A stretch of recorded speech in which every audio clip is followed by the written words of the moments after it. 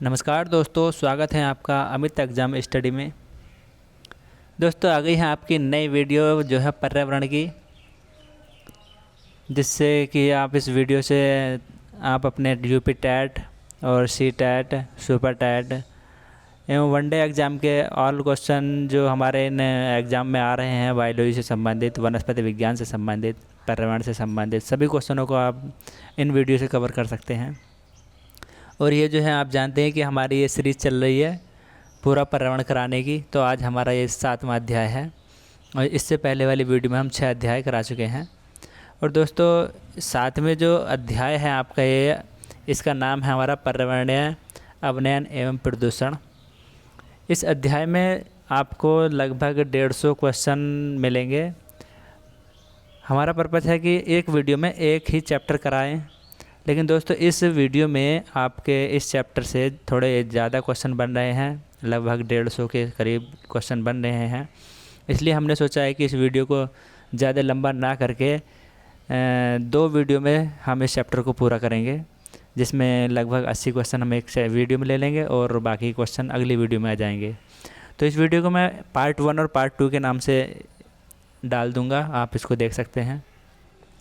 तो चलिए बिना देरी किए हुए वीडियो को शुरू करते हैं। आपका 7वां अध्याय है पर्यावरणीय अवनयन एवं प्रदूषण।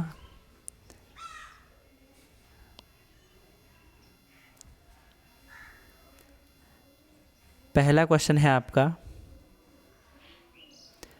सर्विस स्टेशन पर मोटर कारों के प्रदूषण जांच में निम्नलिखित में से किसकी पहचान एवं उसकी मात्रा को मापा जाता है।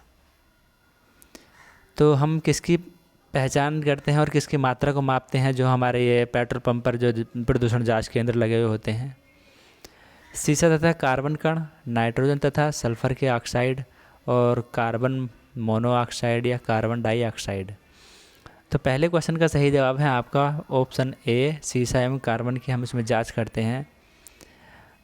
अंटार्कटिका में ओजोन परत का सर्वाधिक विनाश किस माह में होता है। दिसंबर तथा जनवरी, अक्टूबर तथा नवंबर, सितंबर तथा अक्टूबर और अगस्त तथा सितंबर। तो दूसरे क्वेश्चन का सही जवाब है आपका ऑप्शन सी, सितंबर तथा अक्टूबर। दोस्तों सितंबर और अक्टूबर के माह में हम जो सर्वाधिक ओजोन का नाश होता है तो अंटार्कटिका पर, वो हमारे सितंबर और अक्टूबर का महीना होता है। नेक्स्ट क्वेश्चन है आपका तीसरा क्वेश्चन, उत्तरी गोलार्ध में ओजोन परत के विनाश की स्थिति किस माह के बीच देखी जाती है। उत्तरी गोलार्ध में, पिछला क्वेश्चन था हमारा ये दूसरा क्वेश्चन कि अंटार्कटिका में ओजोन परत का सर्वाधिक विनाश किस माह में देखा जाता है, तो था हमारा सितंबर और अक्टूबर, ऑप्शन सी। और जो तीसरा क्वेश्चन है इसमें है उत्तरी गोलार्ध में ओजोन परत के विनाश की स्थिति किस माह के बीच देखी जाती है। तो क्वेश्चनों का डिफरेंस समझेंगे। पहला ऑप्शन है आपका मार्च से अप्रैल तक और अप्रैल से मई तक, और फिर है मई से जून तक, और फिर नेक्स्ट है आपका कि जून से जुलाई तक। तो तीसरे क्वेश्चन का सही जवाब है आपका ऑप्शन ए, मार्च से अप्रैल के माह के बीच हम उत्तरी गोलार्ध में ओजोन परत के विनाश की स्थिति देख सकते हैं। और नेक्स्ट क्वेश्चन है आपका चौथा क्वेश्चन। दोस्तों सारे क्वेश्चन किसी न किसी एग्ज़ाम में आए हुए होंगे। आपको ये जो प्रैक्टिस सेट चल रहे हैं तो लेसन वाइज अब बहुत ही इम्पोर्टेंट आपके लिए हैं। और अभी तक जिसने चैनल को सब्सक्राइब नहीं किया है, चैनल को सब्सक्राइब कर लेंगे, दोस्तों में ज़्यादा से ज़्यादा शेयर करेंगे।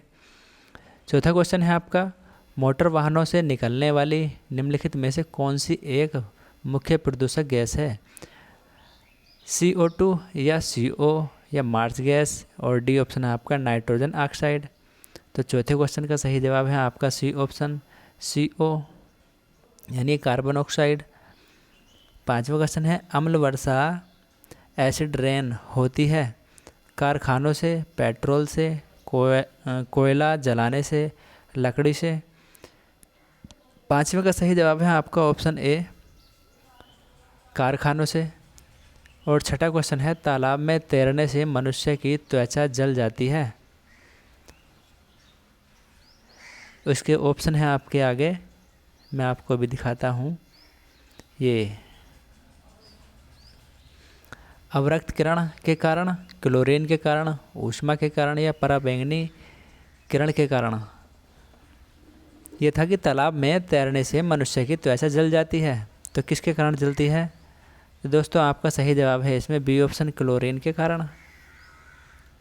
7वां क्वेश्चन है फुफ्फुस धूलिमीयता से वे श्रमिक रोगग्रस्त होते हैं जो मुख्यतः कार्यरत हैं चर्म शोधनशालाओं में, कोयला खान उद्योग में, मद्य निर्माणशालाओं में और शीशा उद्योगों में। 7वें क्वेश्चन का सही जवाब है आपका बी ऑप्शन, कोयला खानों में। दोस्तों एक रोग है, इस रोग से जो ग्रस्त होते हैं व्यक्ति, वही व्यक्ति होते हैं जो कोयले के खानों में कार्य करते हैं। और 8वां क्वेश्चन है आपका, निम्नलिखित में से कौन सा विश्व का पहला देश है जिसने भूमंडलीय ताप के पृथक्करण के लिए कार्बन टैक्स लगाने का प्रस्ताव रखा है? ऑस्ट्रेलिया, जर्मनी, जापान या न्यूजीलैंड? 8वें क्वेश्चन का सही जवाब है आपका डी ऑप्शन, न्यूजीलैंड। और 9वां क्वेश्चन है, भारतीय समुद्र तटीय जल के प्रदूषण का मुख्य कारण है? तेल का फैल जाना, नगरपालिका द्वारा कूड़ा विसर्जन, औद्योगिक बहिस्राव और वायु विलय? 9वें का सही जवाब है आपका ऑप्शन सी, औद्योगिक बहिस्राव। दोस्तों जो उद्योग धंधे होते हैं हमारे शहरों में, इनके जो गंदा पानी, दूषित पानी, केमिकल लगा हुआ पानी जो नदी नाले में जाता है, फिर नदी नालों से तालाब, समुद्र एवं नदी में चला जाता है, जिससे हमारा कि जल प्रदूषण ज़्यादा होने लगता है। और इसमें जो स्नान करते हैं व्यक्ति या पशु, उनकी स्किन कैंसर और दाद या खाज खुजली, इस तरीके के ज़्यादा रोग होने लगते हैं। 10वां क्वेश्चन है, फ्लाई ऐश एक प्रदूषक दहन उत्पाद है जो प्राप्त होता है जलाने से? ऑप्शन ए है कोल पत्थर के कोयले को और चारकोल यानी कि लकड़ी के कोयले को, और डीजल मिट्टी के तेल को, CNG को। तो 10वें क्वेश्चन का सही जवाब है आपका ए ऑप्शन, कोल पत्थर के कोयले को। फ्लाई ऐश जो हमारा प्रदूषण होता है तो वह कोल पत्थर के कोयले को जलाने से होता है। और नेक्स्ट क्वेश्चन है आपका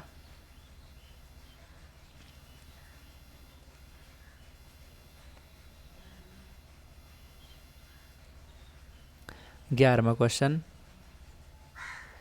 वायुमंडल में निम्नलिखित में से किसके उत्सर्जन से अम्लीय वर्षा होती है? ऑप्शन ए है नाइट्रोजन तथा सल्फर के ऑक्साइड, और बी है आपका CO2 तथा कार्बन मोनोऑक्साइड, और सी ऑप्शन है ओजोन तथा CO2, और डी ऑप्शन है कार्बन मोनोऑक्साइड तथा नाइट्रोजन। तो 11वें का सही जवाब हो जाएगा आपका दोस्तों, वायु में निम्नलिखित में से किसके उत्सर्जन से अम्लीय वर्षा होती है?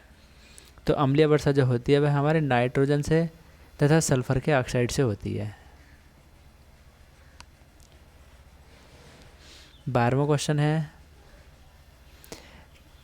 किस देश में सर्वप्रथम अम्लीय वर्षा हुई थी? नॉर्वे 1973 में, स्वीडन 1972 में, इंग्लैंड 1970 में और फ्रांस 1970 में। 12वें का सही जवाब है आपका ऑप्शन ए, नहीं ऑप्शन बी, स्वीडन 1972 में। 13वां क्वेश्चन है, स्मोक सिटी ऑफ इंडिया की उपमा किसे प्रदान की गई है? दिल्ली को, मुंबई को, कोलकाता को या कानपुर को? Smoke city. 13वें क्वेश्चन का सही जवाब है आपका ऑप्शन सी, कोलकाता को स्मोक सिटी के नाम से भी जानते हैं हम। और स्टोन कैंसर जैसे खतरे का प्रमुख कारण किसे माना जाता है? अम्ल वर्षा को, ग्रीन हाउस प्रभाव को, ब्राउन हेज प्रभाव को या वैश्विक तापमान। तो 14वें का सही जवाब है आपका ऑप्शन ए, अम्लीय वर्षा के कारण ही स्टोन कैंसर हो जाता है। और नेक्स्ट क्वेश्चन है आपका 15वां क्वेश्चन, निम्नलिखित में कौन धूम्रनगर स्मोक सिटी के नाम से जाना जाता है? दिल्ली, शिकागो, लंदन और लेनझाऊ।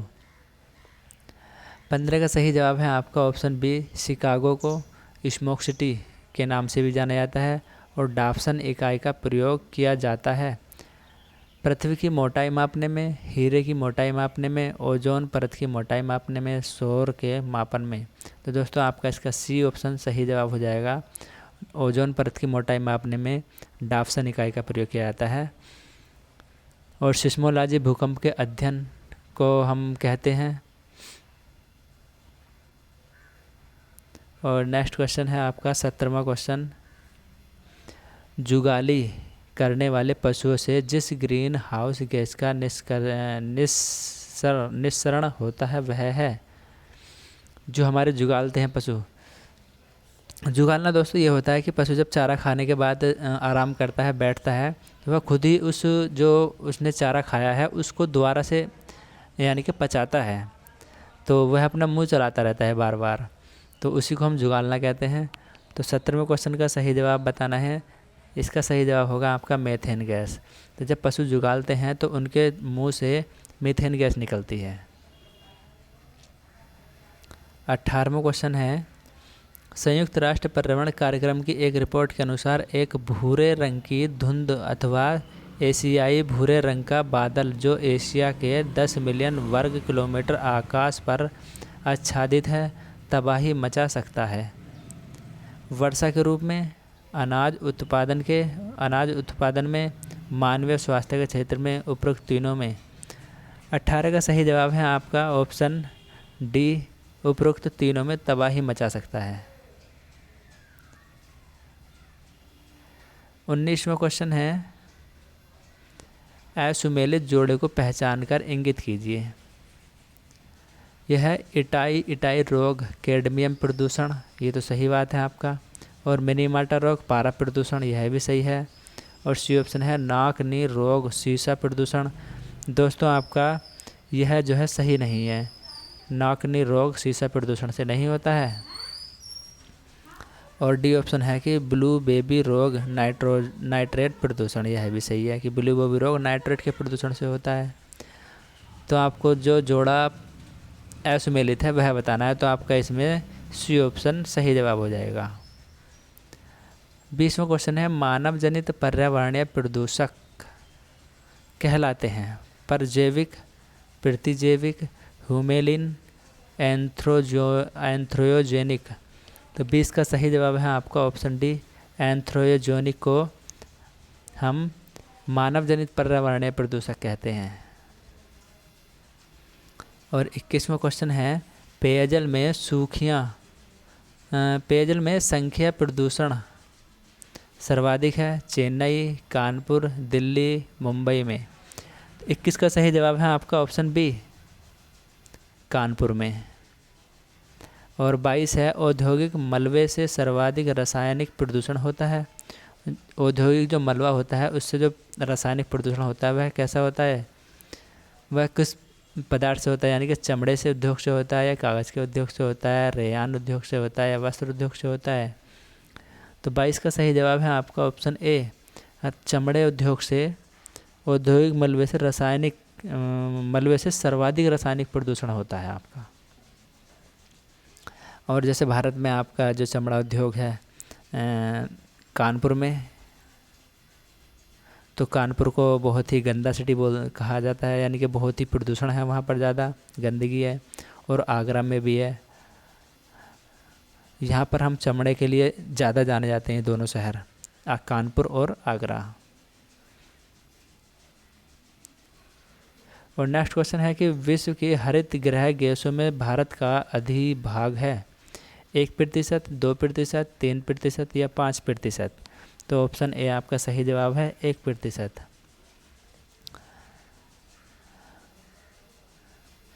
और नेक्स्ट क्वेश्चन है आपका 24वां, किस तत्व के लगातार संपर्क के कारण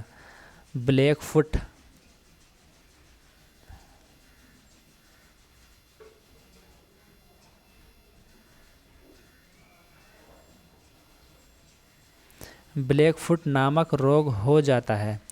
आर्सेनिक, नाइट्रेट, कैडमियम या पारा। तो 24 का सही जवाब है आपका ऑप्शन ए, आर्सेनिक। 25वां है ग्रीन हाउस गैस के उत्सर्जन के लिए कौन सा देश सर्वाधिक उत्तरदायी है? चीन, यूएसए, भारत या यूरोपीय संघ? 25 का सही जवाब है आपका option B, USA green house gas उत्सर्जन ज़्यादा करता है। और कोयला, पेट्रोल, डीजल आदि का दहन मूल स्रोत है जल प्रदूषण का, भू प्रदूषण का और वायु प्रदूषण का या ध्वनि प्रदूषण का? तो दोस्तों 26 का सही जवाब है आपका ऑप्शन सी,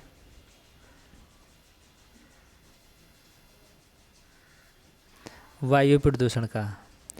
कोयला, पेट्रोल, डीजल। दोस्तों कोयला और पेट्रोल डीजल को जब हम यूज में ले लेते हैं तो वाहन में यूज में लेते हैं या किसी यंत्र में यूज में लेते हैं, तो उनसे जो निकलने वाला धुआं होता है उस धुएं से ही वायु प्रदूषण होता है। विश्व के कार्बन डाइऑक्साइड उत्सर्जन में भारत का योगदान कितना है? भारत का योगदान अभी हम इस क्वेश्चन को देख चुके हैं, रिपीटेड क्वेश्चन हो गया है। और सॉरी दोस्तों, यह नहीं, विश्व में कार्बन डाइऑक्साइड के लिए बताना है उत्सर्जन में भारत का योगदान। तो भारत का योगदान जो है वो है 6.09%। और 28वां क्वेश्चन है कि सबसे ज़्यादा प्रदूषण किससे होता है? नाइट्रोजन, CO2 या CO या CO2? तो 28 का सही जवाब है आपका ऑप्शन सी, CO2 से सबसे ज़्यादा प्रदूषण होता है।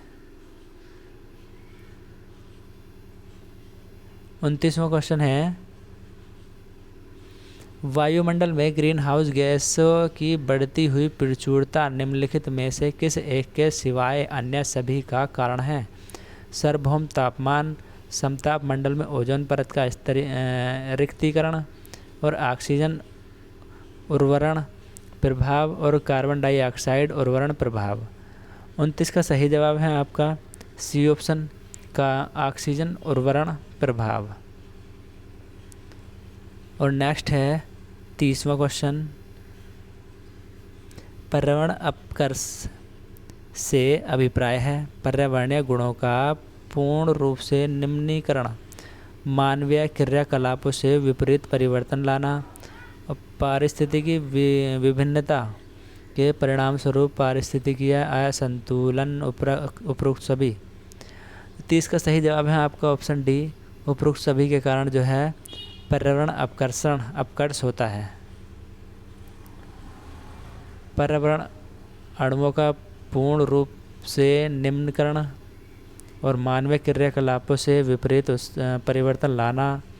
और आपका सी ऑप्शन यह है कि पारिस्थितिकी विभिन्नता के परिणाम स्वरूप पारिस्थितिकीय असंतुलन। और 31वां क्वेश्चन है अपस्फोटन किस यौगिक द्वारा कम की जा सकती है?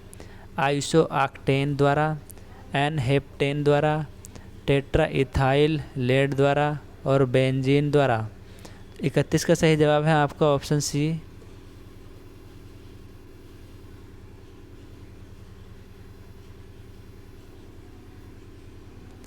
फ्रियान का, जिसका प्रयोग प्रशीतक द्रव्य के रूप में किया जाता है, रासायनिक नाम क्या है?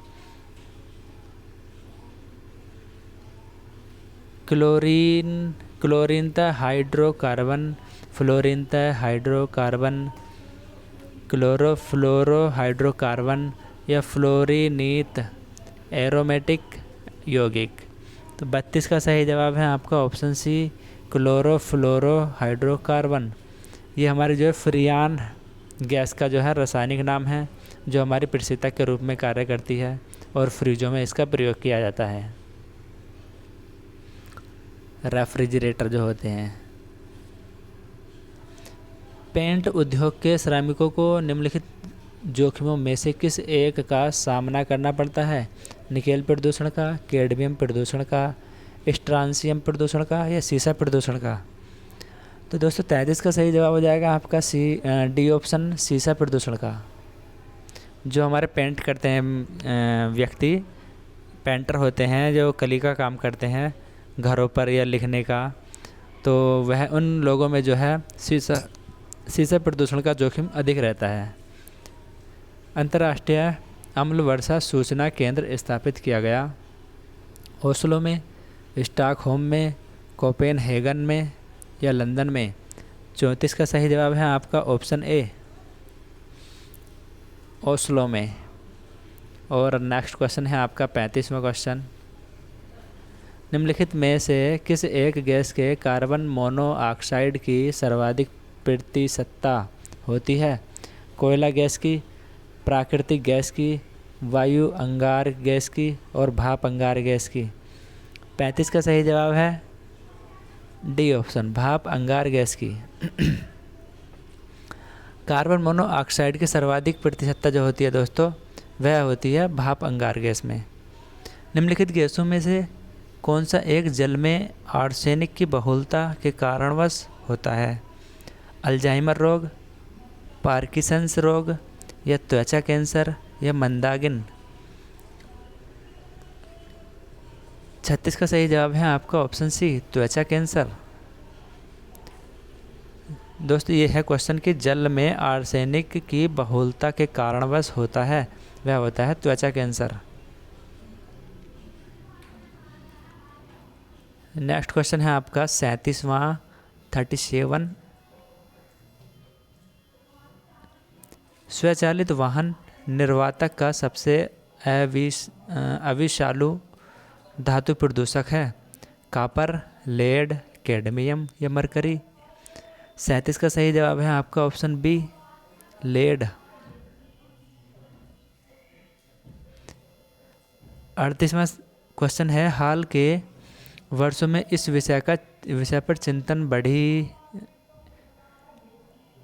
है कि मथुरा की तेल परिष्करणशाला और ऊष्मीय शक्ति संयंत्रों के कारण आगरा के ताजमहल को खतरा हो गया है। ताज को कौन सी प्रभावित क्षति पहुंच सकने का मुख्य वैज्ञानिक आधार है? अम्ल अवक्षेपण और क्षोभ मंडलीय ओजोन, कार्बन डाइऑक्साइड, मीथेन या रासायनिक कोहरा। 38 का सही जवाब है आपका ऑप्शन ए, अम्ल अवक्षेपण और क्षोभ मंडलीय ओजोन। दोस्तों जो आगरा के अंदर हमारा जो ताजमहल स्थित है, विश्व प्रसिद्ध इमारत है, तो इस ताजमहल का जो पहले रंग सफ़ेद था और अब इन उद्योग धंधे जो हैं हमारे आगरा के अंदर बने हुए हैं और जो तेल शोधनशालाएँ खुली हुई हैं, इनकी वजह से जो रासायनिक गैसें निकल रही हैं, तो इनसे हमारे इस ताजमहल का रंग थोड़ा हल्का पीला सा होने लगा है। अब इस ताजमहल पर थोड़ा खतरा मंडराने लगा है, उसकी चमक पर, उसकी खूबसूरती पर। तो इनके लिए सरकार को कोई ना कोई कदम उठाना चाहिए, जिससे कि हमारे इस इमारत का अच्छे से रंग बना रहे। निम्नलिखित पर विचार कीजिए, धान के खेत, कोयले का खनन और पालतू पशु, आर्द्र भूमि। तो बताना है कि कौन प्रमुख ग्रीनहाउस गैस मीथेन के स्रोत हैं। मीथेन गैस के जो स्रोत होते हैं उनको बताना है। तो इसमें आपका डी ऑप्शन यानी कि सभी, ए बी 1 यानी कि खेत, धान के खेत, और बी है आपका कोयले का खनन और पालतू पशु और आर्द्र भूमि। इन चारों से मीथेन गैस निकलती है। और नेक्स्ट क्वेश्चन है आपका 40वां क्वेश्चन। प्रदूषकों को उनके दीर्घकालीन प्रभाव के साथ दिए गए कूट की सहायता से सुमेलित कीजिए। मैं थोड़े इसके विकल्प भी साथ ले लेता हूँ। इधर प्रदूषक हैं और इधर हमारे प्रभाव हैं। तो कार्बन मोनो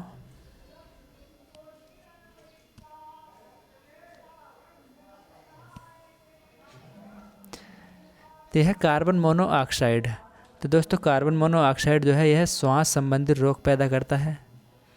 अब है नाइट्रोजन के ऑक्साइड, इससे जो है केंद्रीय नर्वस सिस्टम पर प्रभाव पड़ता है।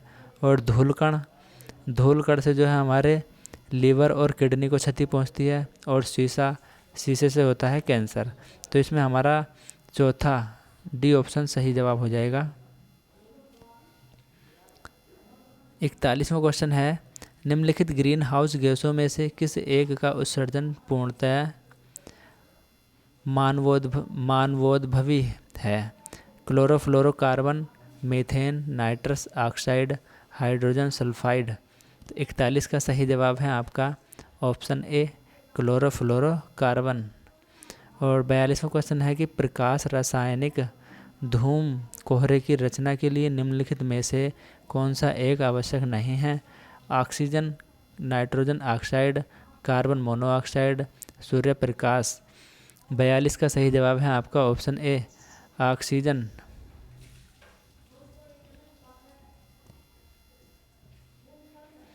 पर्यावरण प्रदूषण के निम्नलिखित प्रभाव हैं। ऑप्शन ए है कि धरातल पर पहुंचने वाले सूर्य के प्रकाश की मात्रा को कम करना, कोहरे में वृद्धि होना, वातावरण के तापीय गुणों को परिवर्तित कर देता है। उपरोक्त सभी 43 का जो है दोस्तों आपका डी ऑप्शन सही जवाब होगा कि पर्यावरण प्रदूषण जो है हमारे वह धरातल पर पहुंचने वाले सूर्य के प्रकाश की मात्रा को भी कम करता है और कोहरे में वृद्धि भी करता है जब प्रदूषण अधिक होता है, तो वातावरण में तापीय गुणों को भी परिवर्तित करता है। तापीय गुण यानी कि जो हमारे तापमान वाले गुण होते हैं कि तापमान आज अधिक है या कम है, तो जो पर्यावरण है इससे पर्यावरण प्रदूषण की वजह से ही सब कुछ होता है। मानव जनसंख्या का अधिकांश भाग पेयजल के माध्यम से विकिरण की उच्च मात्राएं ग्रहण करता है क्योंकि इसमें निम्न तत्व पाए जाते हैं: रेडियम 226 व रेडान 222, पोटेशियम 40 और सीसा 210 और पोलोपेनियम 210। 44 का सही जवाब है आपका ऑप्शन ए, रेडियम 226 व रेडान 222। और नेक्स्ट क्वेश्चन है आपका 45वां क्वेश्चन 45।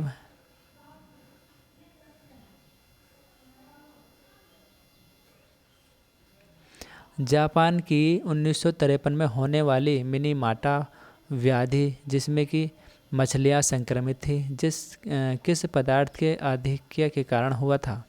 निकेल, सीसा, पारा, कैडमियम। तो 45 का सही जवाब है आपका ऑप्शन सी, पारा।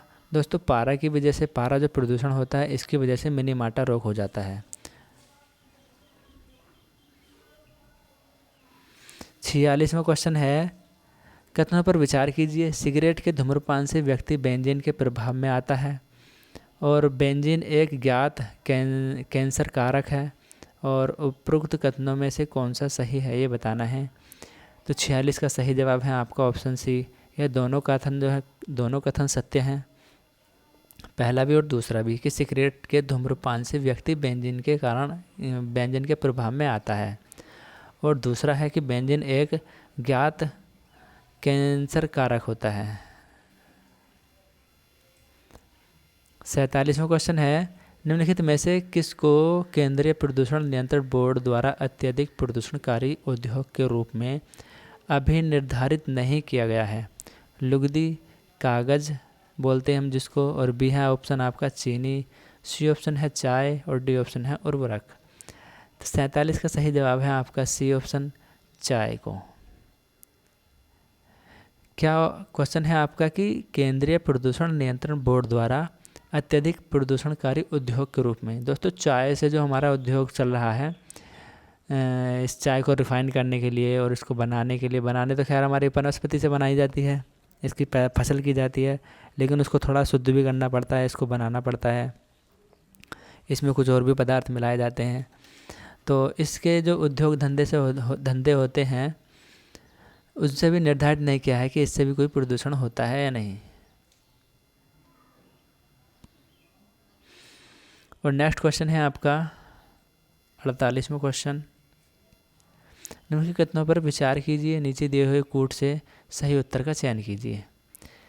कथन ए है आपका कि पर्यावरण अवक्रमित हो रहा है और आर इसका कारण दे रखा है कि जनसंख्या दबाव बढ़ रहा है।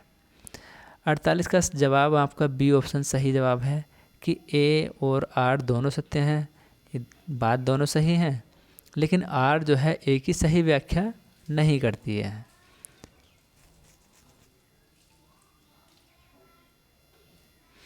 और 49वां क्वेश्चन है, ग्रीन अकाउंटिंग का अर्थ है कि आकलन को ध्यान में रखते हुए देश की राष्ट्रीय आय को मापना। ऑप्शन ए है देश के कुल वन क्षेत्र, देश के वन आच्छादन के विनाश और प्रदूषण और पर्यावरणीय क्षति, उद्यान की गति, बढ़ती भूमि के क्षेत्र। तो 49 का सही जवाब हो जाएगा आपका ऑप्शन सी, प्रदूषण और पर्यावरणीय क्षति। 50वां क्वेश्चन है कि वह कौन सा प्रथम भारतीय राज्य है जिसने प्लास्टिक की थैलियों के उपभोग पर पूर्ण रोक लगा दी है। हिमाचल प्रदेश, पंजाब या हरियाणा या जम्मू कश्मीर। तो 50 का सही जवाब है आपका ऑप्शन ए, हिमाचल प्रदेश। दोस्तों हिमाचल प्रदेश ने पन्नियों की जो प्लास्टिक की पन्नियाँ होती हैं इन पर पूर्ण रूप से रोक लगा दी है कि वहाँ पर अब ऐसी जो प्लास्टिक की पन्नियाँ बनी हुई होती हैं इनको यूज में नहीं लाया जाएगा, क्योंकि इनसे प्रदूषण अधिक होता है और इनको हम नष्ट नहीं कर सकते, क्योंकि अगर इनको नष्ट करेंगे तो जलाना पड़ेगा और जलाएंगे तो फिर इनसे भी वायु प्रदूषण होगा। तो प्रदूषण का बहुत बड़ा कारण है हमारी ये प्लास्टिक। किस देश में सर्वाधिक अम्लीय वर्षा होती है? रिपीटेड क्वेश्चन है दोस्तों, अभी मैं इस क्वेश्चन को बता चुका हूँ। अम्लीय वर्षा आपकी नहीं, शायद वो क्वेश्चन कोई और था जिसमें संयुक्त राज्य अमेरिका ऑप्शन आपका इसमें सही था, लेकिन ये क्वेश्चन है कि देश में सर्वाधिक अम्लीय वर्षा होती है। हाँ, वो क्वेश्चन था कि सबसे पहले अम्लीय वर्षा कहाँ पर हुई थी, और यहाँ पर है कि सर्वाधिक अम्लीय वर्षा होती है। तो किस देश में होती है? वह होती है आपके नॉर्वे में।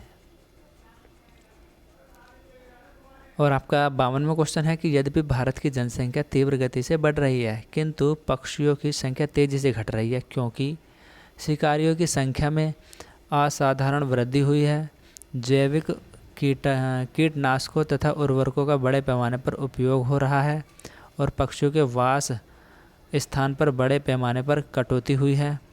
और आपका नेक्स्ट है कि कीटनाशक, रासायनिक उर्वरक तथा मच्छर भगाने वाली दवाओं का बड़े पैमाने पर प्रयोग हो रहा है।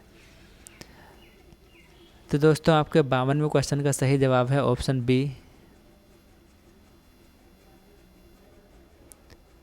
तीसरा और चौथा। नेक्स्ट क्वेश्चन है 53वां क्वेश्चन। नाभिकीय विकिरणों द्वारा सबसे पहले प्रभावित होने वाला मानव शरीर का कौन सा अंग है? यकृत, मस्तिष्क, फेफड़ा, अस्थि मज्जा। नाभिकीय विकिरणों के द्वारा कौन सा शरीर का अंग हमारा प्रभावित होता है? तो डी ऑप्शन इसमें सही जवाब हो जाएगा आपका अस्थि मज्जा।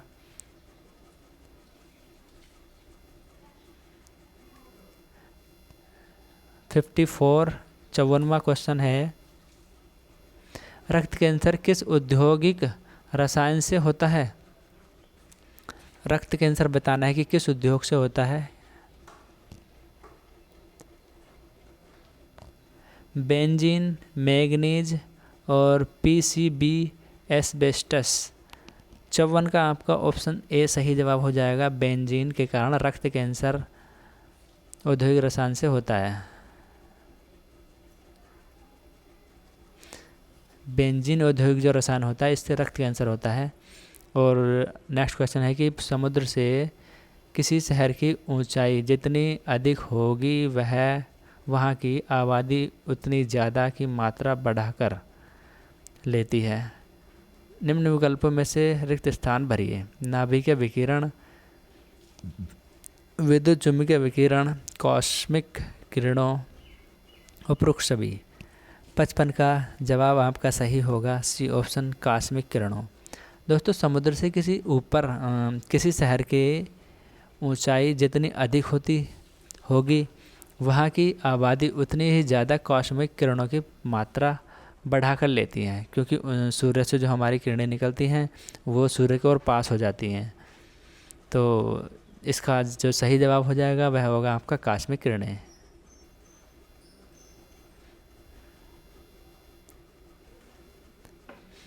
अखबार में कौन सा विषैला तत्व होता है? पारा, लेड, मैग्नीज, कैडमियम। तो 56 का सही जवाब है आपका ऑप्शन बी, लेड। अखबार में कौन सा विषैला तत्व होता है? लेड। और वातावरण में सर्वाधिक प्रदूषक कौन सी गैस है? Butane, benzene, methane, propane. 57 का सही जवाब है आपका ऑप्शन सी, मेथेन। घर में हानिकारक विकिरण का सबसे बड़ा स्रोत है? फैन, हीटर, रंगीन टीवी, ट्यूब रोशनी। 58 का सही जवाब है आपका ऑप्शन सी, रंगीन टीवी जो है हानिकारक विकिरण का सबसे बड़ा स्रोत होता है, क्योंकि रंगीन टीवी से हमारे जो कलर निकलते हैं वह हमारी आंखों के लिए बहुत ही नुकसानदायक होते हैं। 59वां क्वेश्चन है, अधोलिखित में से प्रथम श्रेणी का प्रदूषण संकेतक कौन है? मधुमक्खी, तितली, चूर्ण प्रावार और मोलस्का, डेंडलियान। 59 का सही जवाब है आपका ऑप्शन सी, चूर्ण प्रावार मोलस्का। और 60वां क्वेश्चन है कि कौन सा हानिकारक पदार्थ नाभिकीय विस्फोट के बाद सबसे लंबे समय तक सक्रिय रहा? सीजियम 137 या स्ट्रांसियम 89 और प्लूटोनियम 239 और आयोडीन 131। तो आपका सही जवाब होगा इसमें सी ऑप्शन, प्लूटोनियम 239। 61वां है, जीवधारियों का कौन सा वर्ग नाभिकीय विकिरण के प्रति सर्वाधिक संवेदनशील है? जल, थल, चारी, पक्षी, स्तनपायी, सरीसृप। 61 का सही जवाब है आपका ऑप्शन सी, स्तनपायी। और निम्नलिखित में से कौन सा वृक्ष पारिस्थितिकीय आतंकवादी कहा जाता है? सफ़ेदा, खुबानी, नारियल ताड़ और ग्रे एल्डर। 62 का सही जवाब है आपका सफ़ेदा, जिसको हम यूकेलिप्टिस भी बोलते हैं।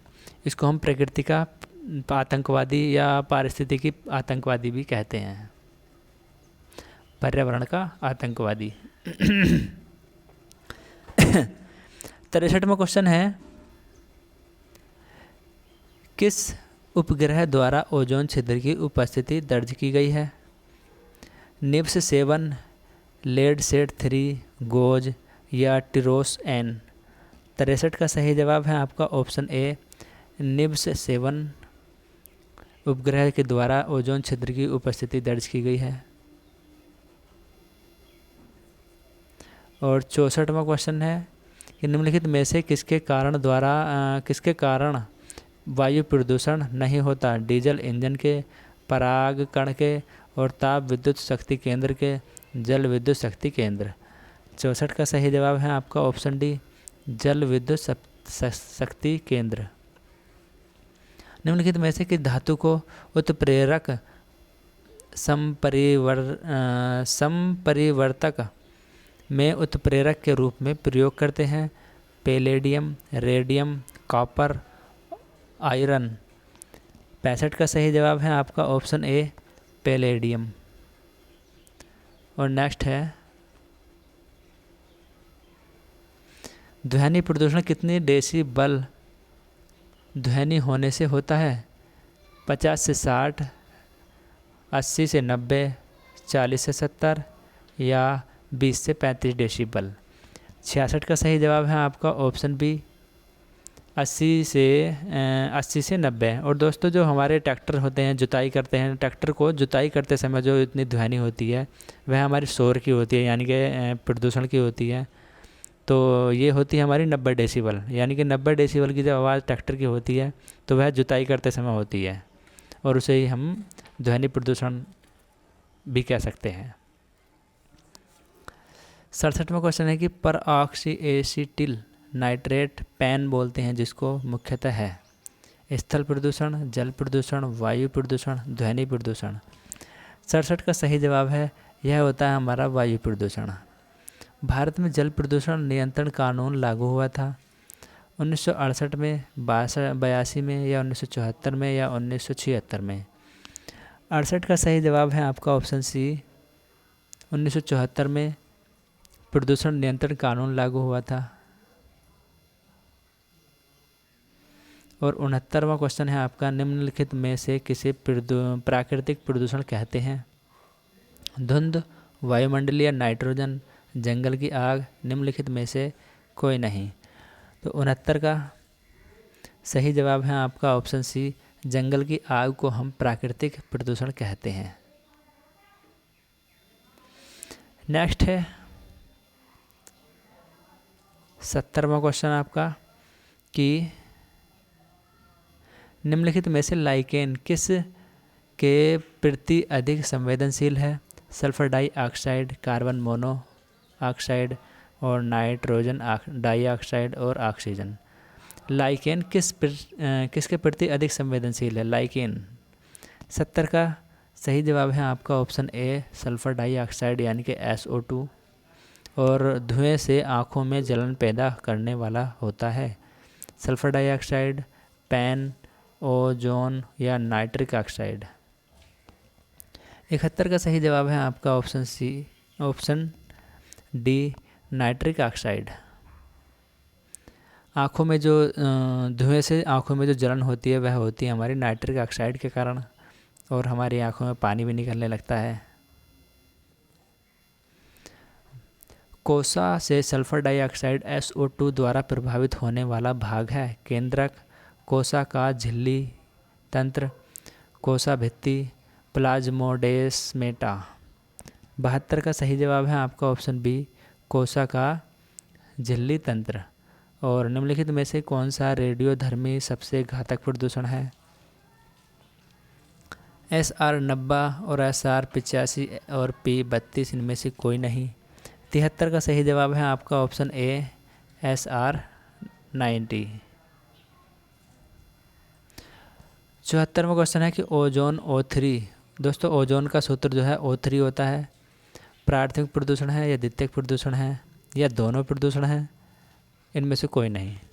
तो 74 का आपका बी ऑप्शन सही है कि यह एक द्वितीयक प्रदूषण होता है। और निम्नलिखित में से कौन सा एरोसॉल प्रदूषक है जो वायुयानों में पाया जाता है? CO या CO2, फ्लोरोकार्बन या SO2? तो 75 का सही जवाब है आपका ऑप्शन सी, फ्लोरोकार्बन। एरोसॉल जो है एरोसॉल प्रदूषण है और यह वायुयानों में पाया जाता है, फ्लोरोकार्बन।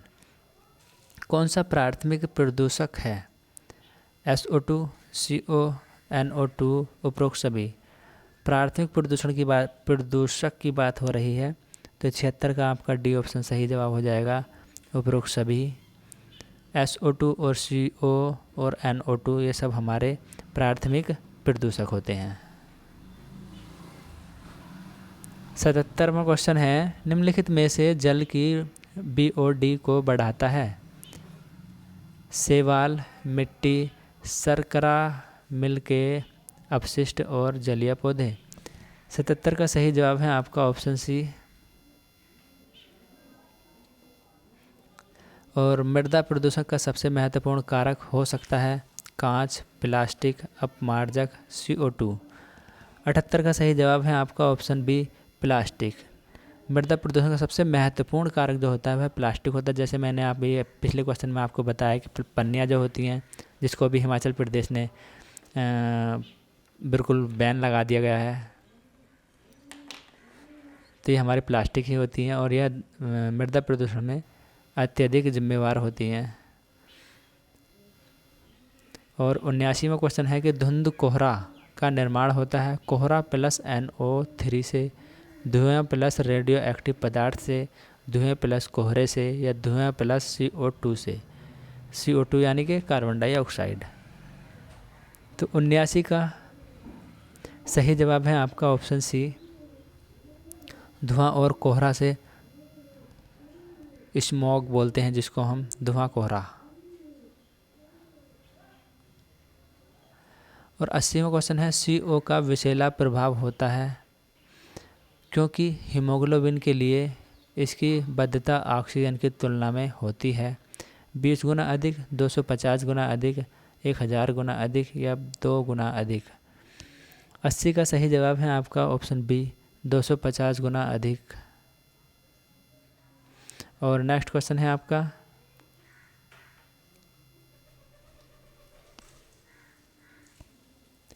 कार्बन मोनोऑक्साइड CO मनुष्य के लिए हानिकारक है क्योंकि यह ओजोन CO3 परत को नष्ट करती है। यह हीमोग्लोबिन से क्रिया करने के लिए ऑक्सीजन CO2 से प्रतियोगिता करती है और यह कार्बन डाइऑक्साइड CO2 की सांद्रता वातावरण में कम करती है। उपरोक्त सभी। तो 81 का सही जवाब हो जाएगा आपका ऑप्शन बी। यह है हीमोग्लोबिन से क्रिया करने के लिए ऑक्सीजन CO2 से प्रतियोगिता करती है। और 82वां क्वेश्चन है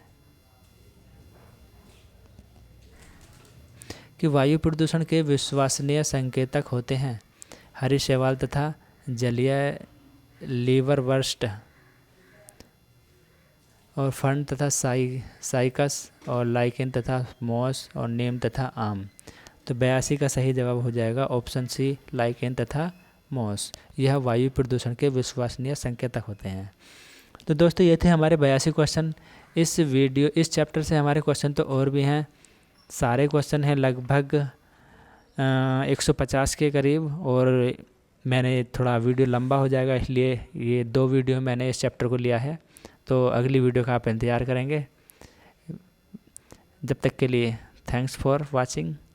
दोस्तों चैनल को सब्सक्राइब ज़रूर करें और कमेंट्स करें और वीडियो को लाइक करें, दोस्तों में ज़्यादा से ज़्यादा शेयर करें। Thanks for watching. मिलते हैं नेक्स्ट वीडियो में जिसमें होंगे आपके 83 क्वेश्चन से शुरू।